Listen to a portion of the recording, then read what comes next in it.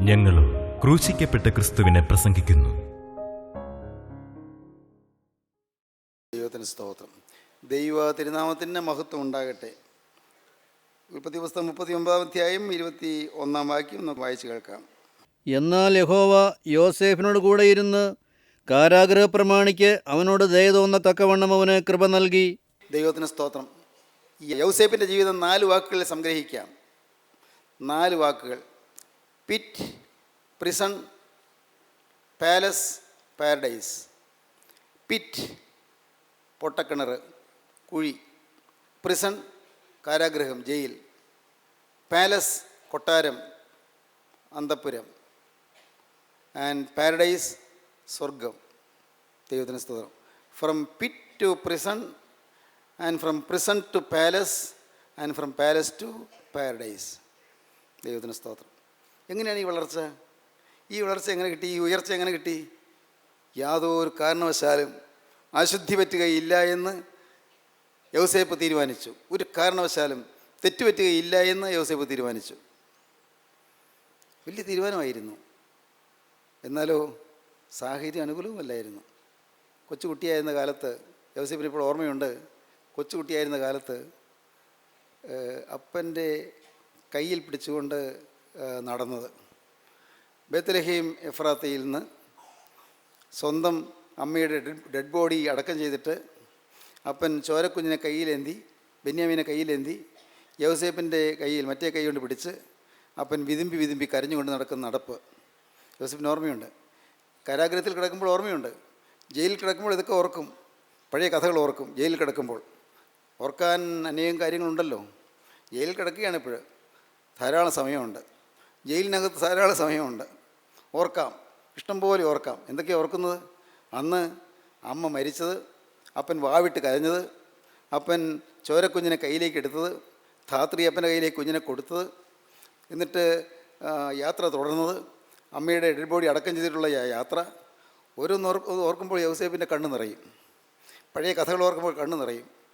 എന്തൊരു ജീവിതം എന്ന് കർത്താവേ! യൗസേപ്പ് ഓർക്കും, എൻ്റെ കർത്താവേ എന്തൊരു ജീവിതം!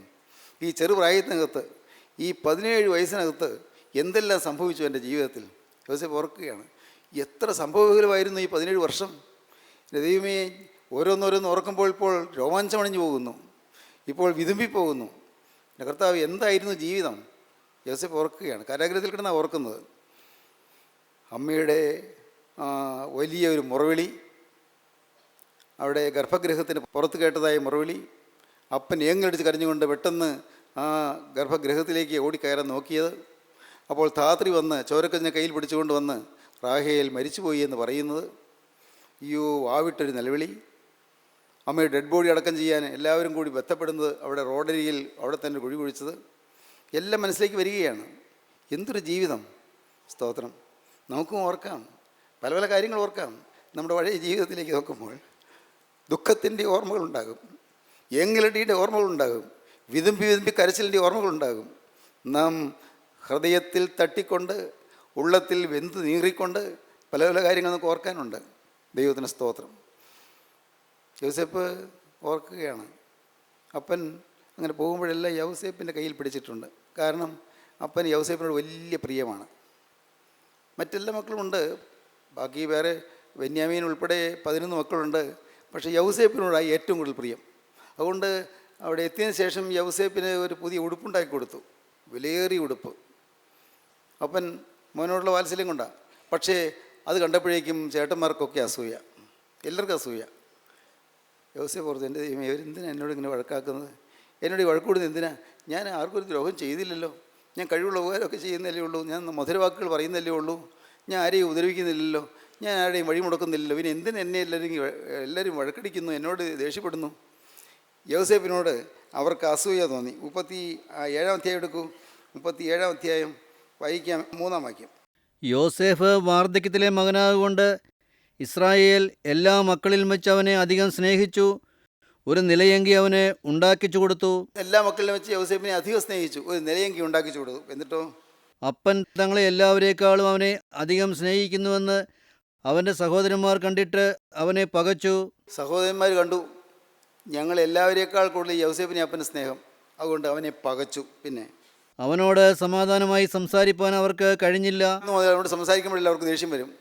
യൗസേപ്പ് പാവം എന്തെങ്കിലും ശാന്തമായി സംസാരിച്ചോട് ചെല്ലുമ്പോഴേക്കും അവർക്ക് ദേഷ്യം വരിക.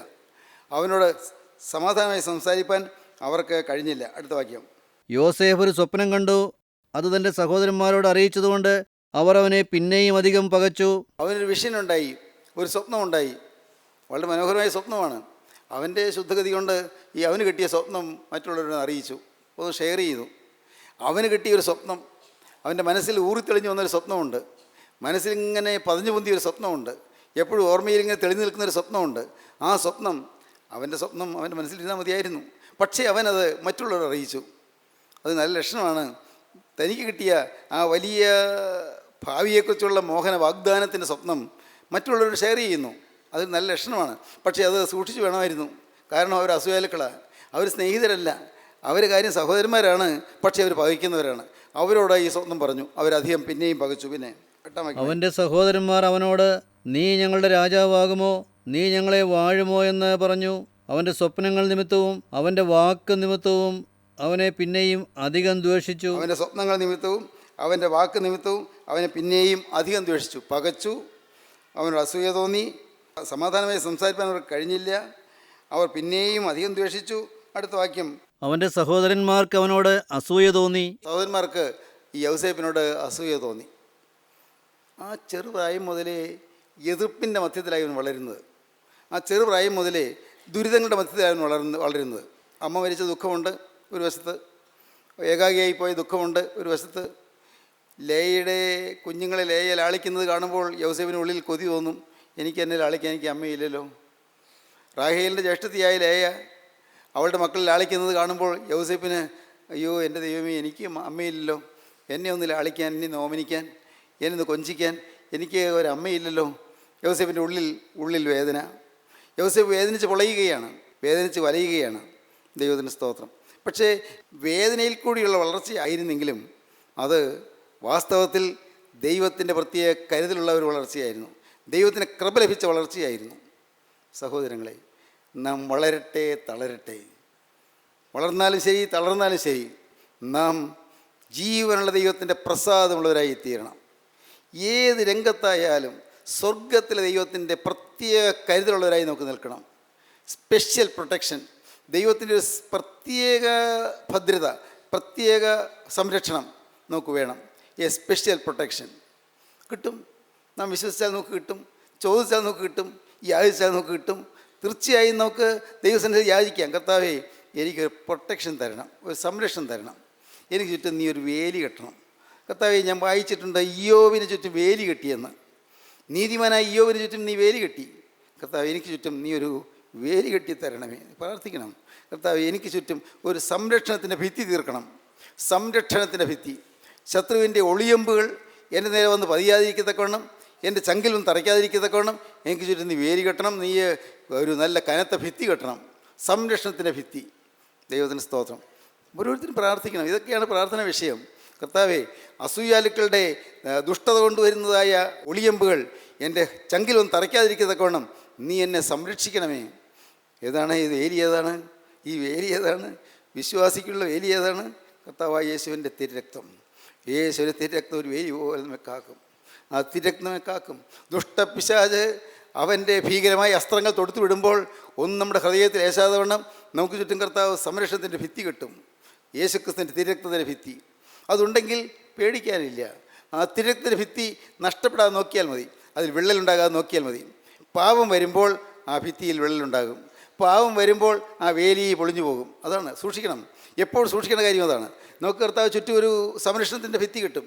പക്ഷേ എന്നിൽ പാവം വരുമ്പോൾ എനിക്ക് ചുറ്റുമുള്ള ഭിത്തി പൊളിഞ്ഞു പോകും, അവിടെ ഒരു വിള്ളലുണ്ടാകും. ആ വിള്ളലിൽ കൂടി പിശാചകത്ത് കിടക്കും. ഇറങ്ങിപ്പോയ പിശാചുകളുണ്ട്. ഇറങ്ങിപ്പോയ പിശാച് ഒരു പക്ഷേ ഒരെണ്ണമായിരിക്കും, ഒരു ദുരാത്മാവായിരിക്കും, കോപത്തിൻ്റെ ദുരാത്മാവ്. അവനാണ് ഇറങ്ങിപ്പോയത്, കോപത്തിൻ്റെ ദുരാത്മാവ്. എപ്പോഴും കോപിക്കുന്ന സ്വഭാവം. ഒരു കാര്യം വേണ്ട, ഭാര്യയോട് കോപിക്കും, മക്കളോട് കോപിക്കും, മാതാപിതാക്കളോട് കോപിക്കും, കൂട്ടുകാരോട് കോപിക്കും, അല്ല പണിസ്ഥലത്ത് കോപിക്കും, ജോലി സ്ഥലത്ത് കോപിക്കും, ഒരുമിച്ചിരുന്ന് ജോലി ചെയ്യുന്ന ഓഫീസിൽ മറ്റേ ആളോട് കോപിക്കും. ഈ കോപം തന്നെ, എപ്പോഴും കോപം. വീട്ടിലാണോ ഭയങ്കര കോപം. ഈ കോപത്തിൻ്റെ ഒരു പിശാച് അത് ഇറങ്ങിപ്പോയിരുന്നു. വചനം കേട്ടു, തീരുമാനമെടുത്തു, പിശാച് ഇറങ്ങിപ്പോയി. പിശാച് ഇറങ്ങിപ്പോയ ആ ഭിത്തി കെട്ടി തന്നു. എന്നാൽ അവിടെ ഒരു പിന്നെയും ഒരു പാവം വന്നപ്പോൾ, ഏതെങ്കിലും ഒരു പാവം, അല്പ അലസത, അല്പ അശ്രദ്ധ, അല്പം ഉഴപ്പ്, അല്പം പ്രാർത്ഥനക്കുറവ്, അല്പം കൂട്ടായ്മയിൽ വരുന്ന വചനത്തോടുള്ള തീക്ഷ്ണതക്കുറവ്, ഇതെല്ലാം ഏതെങ്കിലും ഒരു പാവം വരുമ്പോഴേക്കും ഇതാ ഭിത്തിക്ക് വെള്ളിൽ വന്നു. ദൈവമക്കളോട് ആരോടെങ്കിലും ഇഷ്ടക്കുറവ്, വേലയിലൊരു അലസത, ദൈവമക്കളോട് ഒരു നീരസം, അല്ലേ ഉണ്ടല്ലോ. കർത്താവിൻ്റെ വചനം പറയുന്നതിൽ അവിശ്വാസം, ഇതെല്ലാം വരുമ്പോൾ ഈ ഭിത്തിയിൽ ഒരു വിള്ളലുണ്ടാകും. ആ വിള്ളലിൽ കൂടി കോപത്തിൻ്റെ ദുരാത്മാവ് മാത്രമല്ല വരുന്നത്, ഇപ്പോൾ അവൻ വേറെ 7 എണ്ണത്തെ കൂടെ കൂട്ടിക്കൊണ്ടുവരും. വേറെ 7 ഇതാ: ഒന്ന് മദ്യപാനത്തിൻ്റെ ദുരാത്മാവ്, വേറൊന്ന് കഞ്ചാവിന് ദുരാത്മാവ്, വേറൊന്ന് മയക്കുമരുന്ന് കുത്തിവയ്ക്കുന്നതിന് ദുരാത്മാവ്, വേറൊന്ന് വഴക്കിൻ്റെ ദുരാത്മാവ്, വേറൊന്ന് വ്യഭിചാരത്തിൻ്റെ ദുരാത്മാവ്, വേറൊന്ന് അസൂയയുടെ ദുരാത്മാവ്. പല ദുരാത്മാക്കൾ 7 എണ്ണത്തെ കൂടി കൂട്ടിക്കൊണ്ടുവരും. പിന്നെ പിള്ളൽ വന്നു പോയാൽ വേറെ 7 എണ്ണം കൂടി അകത്ത് വരും. അവിടെ അവർ ഇരിപ്പുറപ്പിക്കും. കൂടുതൽ പ്രയാസമാണ്. പിന്നെ ഈത്തുങ്ങൾ ഇറക്കി വിടാൻ വലിയ ബുദ്ധിമുട്ട്. ഈ 7 എണ്ണത്തെയും കൂടി ഇറക്കി വിടാൻ ബുദ്ധിമുട്ട്. ആദ്യം 1 എണ്ണം അധികം ഉണ്ടായിരുന്നുള്ളൂ. ഇപ്പോൾ ഈ 7 എണ്ണത്തെ കൂടി ഇറക്കി വിടാൻ ബുദ്ധിമുട്ട്. കാരണം എന്താ? ഇത് പിന്നെ എത്രയോ വലിയ അനുതാപം വന്നാലാണ് ഈ ദുഷ്ടപിശാചുക്കൾ ഇറക്കി വിടാൻ പറ്റുക. എത്രയോ കനത്ത അനുതാപം വരണം. പ്രിയപ്പെട്ടവർ, ഇതെല്ലാം സത്യമാണ് ഈ പറയുന്നത്. നിങ്ങൾക്ക് ശ്രദ്ധയില്ലാതെ ജീവിക്കുന്നത് മൂലം, നിങ്ങൾ കരുതലില്ലാതെ ജീവിക്കുന്നത് മൂലം, സൂക്ഷ്മതയില്ലാതെ ജീവിക്കുന്നത് മൂലം എത്രയോ ദുരാത്മാക്കൾ വിട്ടുപോയ ദുരാത്മാക്കളാണ് അകത്തേക്ക് വരുന്നത്. അകത്തേക്ക് വരുമ്പോൾ വേറെ തന്നിലും ദുഷ്ടതയേറിയ വേറെ 7 എണ്ണത്തെ കൂടി കൂട്ടിക്കൊണ്ടുവരും. തന്നിലും ദുഷ്ടതയേറിയ വേറെ 7 എണ്ണം. ദൈവത്തിന് സ്തോത്രം. ദുരാത്മാക്കൾ ഇങ്ങനെ വിഹരിക്കുകയാണ് അയാറിൽ. ഈ അയാറിൽ വിഹരിക്കുന്ന ദുരാത്മാക്കൾ, അയാറിൽ പതിയിരിക്കുന്ന ദുഷ്ടാത്മാക്കൾ. ഈ അന്തരീക്ഷത്തിൽ മുഴുവൻ ദുഷ്ടാത്മാക്കളുണ്ട്, ദുഷ്ടപിശാചുക്കൾ. ഏതെല്ലാം ദുരാത്മാക്കളാണ്? ഇതെല്ലാം വേദപുസ്തകം വായിച്ച് നോക്കിയാൽ മനസ്സിലാക്കണം. ഏതെല്ലാം ദുരാത്മാക്കൾ? ദുഷ്ടപിശാചുക്കൾ, പാവപ്പെട്ട മനുഷ്യനെ വലയ്ക്കുന്ന ദുഷ്ടാത്മാക്കൾ, മനുഷ്യനെ തകർത്ത് കളയുന്ന ദുഷ്ടാത്മാക്കൾ, അവൻ്റെ ഭാവി അടഞ്ഞു പോകത്തക്കവണ്ണം അവൻ്റെ ഭാവി ശൂന്യമാക്കുന്ന ദുരാത്മാക്കൾ. ഈ ദുരാത്മാക്കൾ നമ്മുടെ അകത്തേക്ക് കയറാതെ നാം നോക്കേണ്ടതാണ്. ദൈവത്തിന് സ്തോത്രം. യൗസേപ്പിൻ്റെ ജീവിതത്തിൽ യൗസേപ്പിന് ബാല്യം മുതലേ ഒരു നിഷ്ഠയുണ്ടായിരുന്നു. എന്തൊക്കെയായാലും, ആരെല്ലാം പകച്ചാലും, ആരെല്ലാം വെറുത്താലും അവരുടെ മുഖത്തേക്ക് ഞാൻ നോക്കുന്നില്ല. അവരെ ഞാൻ ദ്വേഷിക്കുന്നില്ല, അവരെ ഞാൻ ദ്വേഷിക്കുകയുമില്ല. ഞാൻ എൻ്റെ ദൈവത്തെ നോക്കും. ദൈവത്തോടൊരു സ്നേഹം കിട്ടി. അതാ കൃപ. ദൈവത്തോടൊരു സ്നേഹം കിട്ടി. എന്തൊരു ഭാഗ്യം. പ്രിയപ്പെട്ടവരെ, ഞാൻ ചോദിക്കട്ടെ, നിങ്ങൾ ഭാഗ്യശാലികളാണെന്ന് നിങ്ങൾക്കറിയാമോ? ഭാഗ്യശാലികളാണ്. വചനം കേൾക്കാൻ ഒരു ആഗ്രഹം വന്നല്ലോ. നിങ്ങൾ ഈ വചനം കേൾക്കാനൊന്ന് ഇടവന്നല്ലോ. നിസ്സാരമല്ലത്. എത്രയോ പേര് വചനം കേൾക്കാതെ മാറിപ്പോകുന്നു. എത്രയോ പേര് തെറ്റിദ്ധരിച്ച് മാറി നിൽക്കുന്നു. എത്രയോ പേര് സംശയാലുക്കളായി മാറി നിൽക്കുന്നു. എത്രയോ പേര് വിരോധികളായി മാറി നിൽക്കുന്നു. എത്രയോ പേര് അസൂയാലുക്കളായി മാറി നിൽക്കുന്നു. എത്രയോ പേര് വചനം കേൾക്കാൻ തയ്യാറാകുന്നില്ല. ഇല്ലേ? ലോകപ്രകാരം നല്ലവരായിരിക്കും, അവർ നീതിമാന്മാരായിരിക്കും, പക്ഷേ അവർ നിഷ്കളങ്കരമായിരിക്കും, നിരപരാധികളായിരിക്കും. ആരോ പറഞ്ഞു കൊടുത്ത ഏതോ ചില ചിന്തകളുടെ ഉള്ളത്തിൽ കടന്നു കൂടിയതുകൊണ്ട്, ഏതോ ചില സംശയ ചിന്തകളോ അവിശ്വാസ വിചാരങ്ങളോ അവരുടെ ഉള്ളത്തിൽ കടന്നു കൂടിയതുകൊണ്ട് അവർ വരുന്നില്ല. നഷ്ടം, മഹാനഷ്ടം. ദൈവത്തിന് സ്തോത്രം. പ്രിയപ്പെട്ടവരെ, മഹാദ്രോഹമാണ് പലരും ചെയ്യുന്നത്. ദൈവത്തിൻ്റെ വചനത്തിന് മുമ്പിലേക്ക് വന്ന് രക്ഷപ്പെടേണ്ടവരായ അനേകം ആളുകൾ, ജീവൻ്റെ സൗഭാഗ്യം അനുഭവിക്കേണ്ട അനേകം ആളുകൾ, സമാധാന മാർഗത്തേക്ക് വരേണ്ട അനേകം ആളുകൾ, നിഷ്കളങ്കരായ ആളുകൾ, അവർ വചനം കേൾക്കാൻ വരാതെ മാറി നിൽക്കുന്നു. എന്നാൽ നിങ്ങൾ വരുന്നു, നിങ്ങൾ വചനം കേൾക്കുന്നു. ഭാഗ്യമാണത്. വചനം കേൾക്കാൻ വരുന്നു, അതൊരു വലിയ ദൈവസ്നേഹമാണ്, ദൈവത്തിൻ്റെ ആകർഷണമാണ്. ഈ ആകർഷണം നിങ്ങളുടെ മേൽ ഉള്ളതുകൊണ്ടാണ് നിങ്ങൾ വചനം കേൾക്കാൻ കൂടെ വരുന്നത്. വചനം കേട്ടാലും മതി വരാതെ കൂടെ വരുന്നത്. എന്താ പറയുന്നത്? വേറെ ഒന്നും പറയുന്നില്ല. ഞങ്ങളോ ക്രൂശിക്കപ്പെട്ട ക്രിസ്തുവിനെ പ്രസംഗിക്കുന്നു. വേറൊന്നും പറയുന്നില്ലല്ലോ. വേറെ എന്തെങ്കിലും വിഷയമുണ്ടോ? നോക്ക്, നമ്മുടെ കൂട്ടായ്മയ്ക്ക് വേറെ ഏതെങ്കിലും വിഷയമുണ്ടോ? വലിയ തത്വജ്ഞാനമില്ല, വലിയ പാണ്ഡിത്യമില്ല, തിയോളജിക്കൽ ഫോർമുലകളില്ല, ഇല്ലേ? തിയോളജിക്കൽ ഫോർമുല, തിയോളജിക്കൽ വിജ്ഞാനങ്ങളില്ല, ഒന്നുമില്ല. നമ്മുടെ പ്രസംഗത്തിൽ എന്താ ഉള്ളത്? ആകെയുള്ളത് യേശുക്രിസ്തു ക്രൂശിക്കപ്പെട്ടു, യേശുക്രിസ്തു ഉയർത്തെഴുന്നേറ്റു, യേശുക്രിസ്തു വീണ്ടും വരും, യേശുക്രിസ്തുവിൻ്റെ രക്തത്താൽ പാപമോചനമുണ്ട്, യേശുക്രിസ്തുവിന് വരാൻ വേണ്ടി ഒരുങ്ങുകയും. തീർന്നില്ലേ? നമ്മുടെ പ്രസംഗം തീർന്നു. ഇതേ ഉള്ളൂ നമുക്ക് പ്രസംഗിക്കാൻ. വിഷയം ഒന്നേ ഉള്ളൂ. അപ്പോൾ ആളുകൾക്ക് തോന്നാം, ഇവിടെ പോയാൽ എന്നാ എന്ന് ഈ പാവം എന്ന് പറയും. ഇവിടെ പ്രോസ്പെരിറ്റി ഹോസ്പിറ്റലിൽ നിന്ന് അവിടെ ചെന്നാൽ കിട്ടില്ല. ആളുകൾക്ക് ലോകപ്രകാരമുള്ള നന്മയുടെ കാര്യമൊന്നും പറയില്ല. അവിടെ ചെന്നാൽ എന്താ പറയുന്നത്? പാവം വരരുത്, നിങ്ങൾ അശുദ്ധി വരരുത്, നിങ്ങൾക്ക് ദിവ്യാഗ്രഹം വരരുത്, സ്വാർത്ഥത വരരുത്, അഹങ്കാരം വരരുത് എന്നൊക്കെയല്ലേ. ഇതല്ലേ അവർ കേൾക്കുന്നത്. ഇത് തന്നെ കേൾക്കുന്നു. എന്ത് കേൾക്കാനാ? ഇതല്ലേ ഇനി കേൾക്കാൻ പോകുന്നത്. അങ്ങനെ ചിന്തിക്കുന്ന ആളുകളുണ്ട് പ്രിയപ്പെട്ടവരെ. എന്നാൽ അത് പിശാചിൻ്റെ കെണിയാണെന്ന് അവരറിയുന്നില്ല. ദൈവത്തിന് സ്തോത്രം. സത്യമായും നിങ്ങൾ വീണ്ടും വീണ്ടും വരുമ്പോൾ ഓരോ പ്രാവശ്യവും നിങ്ങൾ കേൾക്കുന്ന വചനത്തിൻ്റെ അറിവല്ല, നിങ്ങൾ കേൾക്കുന്ന വചനത്തിൻ്റെ ആത്മാവാണ് നിങ്ങൾക്ക് ലഭിക്കുന്നത്. ഇന്നലെ കിട്ടിയ ആത്മാവല്ല ഇന്ന് കിട്ടുന്നത്, ഇന്നലെ കിട്ടിയ ആത്മാവിൻ്റെ ശക്തിയല്ല ഇന്ന് കിട്ടുന്നത്. നിങ്ങൾക്ക് ഓരോ പ്രാവശ്യവും ആത്മാവിൻ്റെ കൃപയാണ് ലഭിക്കുന്നത്, പരിശുദ്ധാത്മാവിൻ്റെ നൽവരമാണ് ലഭിക്കുന്നത്, പരിശുദ്ധാത്മാവിൻ്റെ പകർച്ചയാണ് ലഭിക്കുന്നത്, പരിശുദ്ധാത്മാവിൻ്റെ ആവേശമാണ് നിങ്ങൾക്ക് ലഭിക്കുന്നത്, പരിശുദ്ധാത്മാവിന് തീവ്രമായ ആ അധിദ്വേഷമാണ് നിങ്ങൾക്ക് ലഭിക്കുന്നത്. പരിശുദ്ധാത്മാവിൻ്റെ ഉള്ളത്തിലേക്ക് പകരുകയാണ്, പരിശുദ്ധാത്മാവിൻ്റെ ഹൃദയത്തിൽ വന്ന് അങ്ങനെ നൃത്തം ചെയ്യുകയാണ്, പരിശുദ്ധാത്മാവിൻ്റെ ആ ശക്തി നിങ്ങളുടെ നാവിൽ കൂടി ഇങ്ങനെ പ്രസരിക്കുകയാണ്, നാവിൽ കൂടി ഒഴുകുകയാണ്, പരിശുദ്ധാത്മാവിൻ്റെ കൃപ നിങ്ങളിലൂടെ പ്രവഹിക്കുകയാണ്. പരിശുദ്ധാത്മാവ് ഓരോ പ്രാവശ്യവും പുതിയ പുതിയ ശക്തി, പുതിയ പുതിയ അനുഭവം ലഭിക്കുകയാണ്. പറഞ്ഞത് ഇന്നലെ കേട്ടത് തന്നെ. ദൈവത്തിന് സ്തോത്രം. ദൈവത്തിന് വലിയ നാമം മഹത്വപ്പെടട്ടെ. പ്രിയപ്പെട്ടവരെ, യൗസേപ്പ് ജീവിതത്തിൽ നിഷ്ഠയുള്ളതിനായി വളർന്നു, ആരോടും പരാതിയില്ല. ഈ അസൂയ മൂത്ത് യൗസേപ്പിൻ്റെ സഹോദരന്മാർ ഒരു അവസരം കിട്ടിയപ്പോൾ അവനെ പൊട്ടക്കിണറ്റിൽ തള്ളിയിട്ടു. പക്ഷെ ഒരു കാര്യം ചെയ്തിരുന്നു, അവൻ അപ്പനുണ്ടാക്കി കൊടുത്ത ഉടുപ്പ് അവർ പിടിച്ച് അവൻ ഊരിയെടുത്തു. അവൻ്റെ ശരീരത്തിൽ അപ്പനുണ്ടാക്കിയിരുന്ന പുതിയ ഉടുപ്പുണ്ടല്ലോ, അത് അവരെ ഊരി മാറ്റി വെച്ചിട്ടാണ് അവനെ പൊട്ടക്കിണറ്റിലേക്ക് തള്ളിയിട്ടത്. പാവം പൊട്ടക്കിണറ്റിൽ വീണ്. എന്തിനാ തള്ളിയിട്ടത് അവനെ അറിയാൻ പാടില്ല. എന്ത് കാര്യത്തിന് എന്നെ തള്ളിയിട്ട്? ഞാൻ ആർക്കും ദ്രോഹം ചെയ്തില്ലല്ലോ. എന്നെ ഈ പൊട്ടക്കിണറ്റിലേക്ക് ഇട്ടത് എന്തിന്? ഒരു ദ്രോഹം ചെയ്യാത്ത എന്നോട് ഇവരെങ്ങനെ പ്രവർത്തിക്കാൻ എന്താ കാര്യം? അവൻ എത്ര ചിന്തിച്ചിട്ട് മനസ്സിലാകുന്നില്ല, എത്ര ആലോചിച്ചിട്ടും പിടികിട്ടുന്നില്ല. എന്തിന് ഇത്?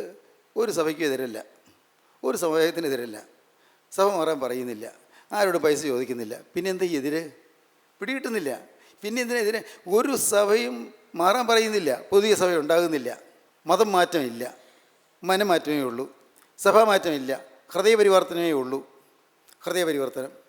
പിന്നെ ആരോടെങ്കിലും പൈസ ചോദിക്കുന്നുണ്ടോ? നെവർ. ഉണ്ടായിട്ടില്ല, ചോദിച്ചിട്ടില്ല, ചോദിക്കുകയുമില്ല. പിന്നെ വേറെ എന്താ ഉള്ളത്? പുതിയ സഭ ഉണ്ടാകുമോ? നെവർ. ഉണ്ടാവില്ല, ഉറപ്പ്. പിന്നെ എന്താണ്? പിന്നെ എന്തിനാ ഈ എതിർപ്പ്? അയ്യോ, ഇന്ന് എതിർപ്പ് എന്തിനാണ്? അതിന് മറുപടി അത് വേദപുസ്തകം വായിക്കുമ്പോൾ മനസ്സിലാകും. അന്ധകാരശക്തിയുടെ എതിർപ്പാണ്. ഇരുളിനോടുള്ളതായ ആ ഭീകരമായ വലയത്തോടുള്ളതായ ആ ശക്തിയിൽ നിന്ന് മനുഷ്യൻ രക്ഷപ്പെട്ടു പോരുന്നു. അതുകൊണ്ട് ഇരുളിൻ്റെ എതിർപ്പാണ്, അന്ധകാരത്തിൻ്റെ എതിർപ്പാണ്. ഈ സഹോദരന്മാരെ 11 പേരിലും അവരിൽ അന്ധകാരശക്തി കടന്നുകൂടി അവരെ വശീകരിച്ചിരിക്കുന്നു. യൗസേപ്പിൻ്റെ സഹോദരന്മാരിൽ പിശാചുക്കൾ കടന്നുകൂടിയിരിക്കുന്നു. അവരുടെ അകത്തുള്ള പിശാചിനറിയാം. സഹോദരന്മാർക്ക് അറിഞ്ഞുകൂടാ, അവരുടെ അകത്തുള്ള പിശാചിനറിയാം. യൗസേപ്പ് ഇന്നത്തെ യൗസേപ്പല്ല, ഭാവിയിൽ ഏറ്റവും പരിഷ്കൃത സമൂഹമായ, ഏറ്റവും സംസ്കാര സമ്പന്നമായ ഈജിപ്തിൻ്റെ അധികാര കസേരയിൽ ഇരിക്കാനുള്ളവനാണ്. അവർക്കറിയാം. ആർക്ക്? പിശാചുക്കൾക്കറിയാം. ചേട്ടന്മാർക്കൊന്നും അറിയാൻ പാടില്ല. അതുകൊണ്ട് പിശാചുക്കൾ അവർക്ക് കൊടുത്ത ധാരണ ഇതാണ്: ഇവനെ നശിപ്പിക്കണം. ഇവൻ ഏതാനും നാളുകൾക്കകം മിസ്രയീം കൊട്ടാരത്തിലിരിക്കും. ഇവൻ മിസ്രയീം കൊട്ടാരത്തിലെ ഫറവോൻ്റെ ഏറ്റവും വിശ്വസ്തനായി നിൽക്കും. ഇവൻ മിസ്രയീമിലെ പ്രധാനമന്ത്രിയായി നിൽക്കും. അറിയാം, പിശാചിനറിയാം. അതുകൊണ്ട് പിശാചുക്കൾ ചേട്ടന്മാരെ വശീകരിച്ചു. പിശാചുക്കൾ ചേട്ടന്മാരെ അവരുടെ ഏജൻ്റന്മാരാക്കി. പിശാചുക്കളുടെ കളിപ്പാവകളായ ചേട്ടന്മാർ തീർന്നുപോയി. അതുകൊണ്ടാണ് യൗസേപ്പിനെ ഉപദ്രവിക്കുന്നത്. എന്തുകൊണ്ടാണ് ദൈവമക്കൾക്കെതിരായ അപവാദ പ്രചാരണം? എന്തുകൊണ്ടാണ് കർത്താവിൻ്റെ വിശുദ്ധന്മാർക്കെതിരായ അപവാദ പ്രചാരണം? ദൈവത്തിൻ്റെ വിശ്വാസികൾക്കെതിരായുള്ള എതിർപ്പുകൾ എന്തുകൊണ്ടാണ്? ദുഷ്ടപിശാചുക്കൾ ചിലരെ കൈയടക്കി അവരിൽ വസിച്ചുകൊണ്ട് ദൈവമക്കൾ തകർക്കാൻ ശ്രമിക്കുന്നു. അന്ധകാരശക്തിക്ക് വെളിച്ചത്തോടുള്ള ഭയങ്കരമായ എതിർപ്പാണ് കാരണം. അന്ധകാരവും വെളിച്ചവും തമ്മിലുള്ള യുദ്ധം, അന്ത്യക്രിസ്തുവും സാക്ഷാൽ ക്രിസ്തുവും തമ്മിലുള്ള യുദ്ധം. പ്രിയപ്പെട്ടവരെ, പിശാചും ദൈവവും തമ്മിലുള്ള യുദ്ധം അതാണ് നടക്കുന്നത്. അതാണ് ആയാറിൽ നടക്കുന്ന യുദ്ധം. കേൾക്കൂ, യൗസേപ്പിനെ തകർക്കാൻ അവർ ശ്രമിച്ചു, പൊട്ടൻകിട്ടി തള്ളിയിട്ടു. അപ്പോൾ യുവേന് തോന്നി, മൂത്ത ചേട്ടനുണ്ട്, യുവേന് തോന്നി, എന്തിനാ കൊച്ചനെ കൊല്ലുന്നത്? വേണമെങ്കിൽ അവനെ വല്ല ഉപദ്രവിക്കുക ചെയ്യാം, വല്ലത് എന്തിനു കൊല്ലണം? രൂപയും പറഞ്ഞു നോക്കി. പക്ഷേ അവർ സമ്മതിച്ചില്ല. അവനിവിടെ കിടക്കട്ടെ, അവിടെ കിടന്ന് നരകിച്ച് ചാവട്ടെ. നോക്കണേ, എന്തൊരു തോന്നൽ പ്രിയപ്പെട്ടവരെ. ഈ കിരാത ഹൃദയം, കാട്ടാള മനസാക്ഷി, അത് പിശാച് കൊടുക്കുന്ന ഒരു അപകടകരമായ അവസ്ഥയാണ്. അവരെ പിശാചിനിടം കൊടുത്തു. പക്ഷേ പണം കിട്ടുമെന്നായപ്പോൾ അവർക്ക് മനം മാറി. കാരണം കച്ചവടക്കാർ പോകുന്നു, അടിമക്കച്ചവടക്കാർ. അന്നൊക്കെ അടിമക്കച്ചവടമുണ്ട്.